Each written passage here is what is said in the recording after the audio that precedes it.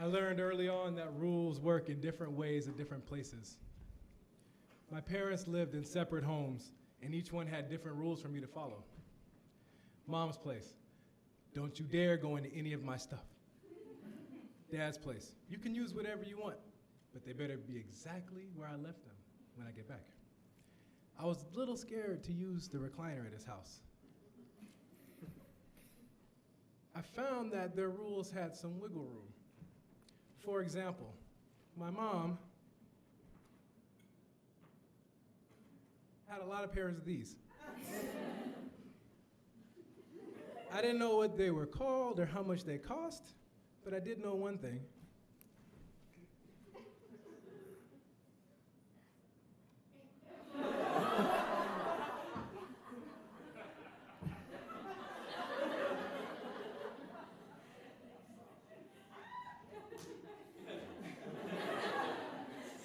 They were just the perfect elasticity for my slingshot experiments.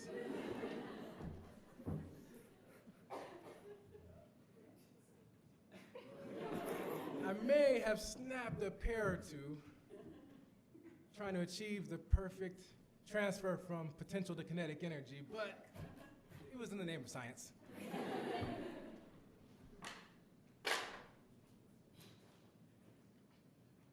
If my contraption of the day got a laugh out of my mom when she came home, I could escape the punishment of going through her stuff.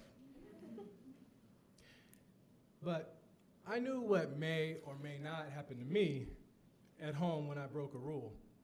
But I actually didn't know what would happen to a grown-up if they bent or broke a rule out in the world.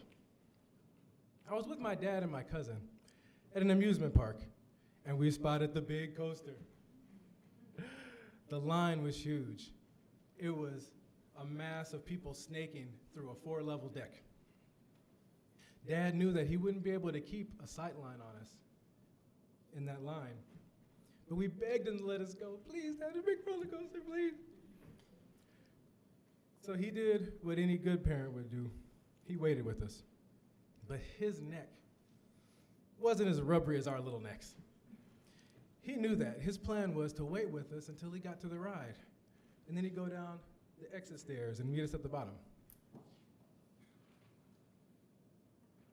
Which is when Dad collided with an invisible rule. The ride operator said Dad couldn't take the stairs.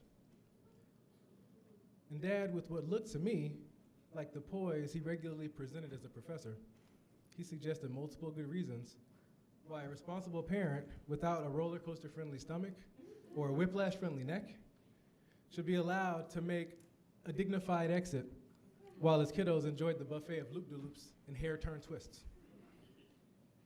The ride operator wasn't interested in logical debate. What he was interested in was calling the cops. Now granted, they were carnival cops, so I wasn't quite sure what they were authorized to do. But it looked like they were handcuffing him, oh so ironically, taking him down the stairs were off limits to him 2 minutes before. And the no dads on the stair rule must have been the foundational precept of carnival cops school, because these cops seemed a whole lot more attentive to that and less attentive to the common sense rule that an 8-year-old shouldn't be left alone at a carnival. My cousin and I were strapped in the roller coaster until we wiggled our way out to follow the white authorities who would do only who knows what to my 6-foot-tall black man dad. And who was presumably being called in for the ludicrous charge of being uppity, a made-up offense with murky metrics that has cost many of my ancestors their livelihoods and their lives. By the time I was 15-year-old, I had taken on my father's likeness, and myself fit the description. The 6-foot-tall, black male while breathing. That would get you harassed preemptively for rules that haven't even crossed your mind. But actually, the rules did end up crossing my mind quite a bit. At the age of 8, when I saw my dad detained, and then all the other encounters between 8 and 15, when I was being a kid, but realized that people became increasingly threatened by how I looked and I would become increasingly more likely to get stopped and frisked into non-existence.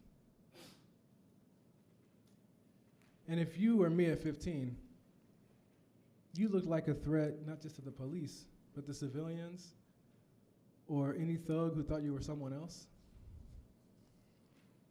And you multiply that triple threat with my mom's protectiveness and the regular rainfall in Portland, Oregon. And what you get is a whole lot of days where I needed to have something to do inside. And my favorite inside thing was programming. My first programming job in high school came about when a CEO saw my code before he saw me. He had no trouble hiring me and me coming to work after school toting my backpack. Whereas every convenience store around asked me to leave my pack at the door in fear that I would run off with their entire inventory. Which is ironic because the code that I was writing was actually to help track and retain inventory. Granted, it was for hospitals and not for convenience stores, but in that very office, I was just one seat away from the person who was helping track and retain the people inventory in county jails. It wasn't much of a stretch to imagine that I could counter the flick of police lights with the click of my mouse, wreaking havoc by changing the release dates of an entire inmate population to next week, if I was that kind of person. But alas, I used my mouse for the powers of good, mastering the rigid rules of programming in order to rewrite how civic rules get applied, teaching the next generation to rewrite the rules of algorithms that determine who gets a loan, who gets reelected, who gets medical care, and who gets bail, in hopes of empowering the next crop of 8 to 15-year-olds to create code that makes it harder for a bad operator to ruin our ride through life.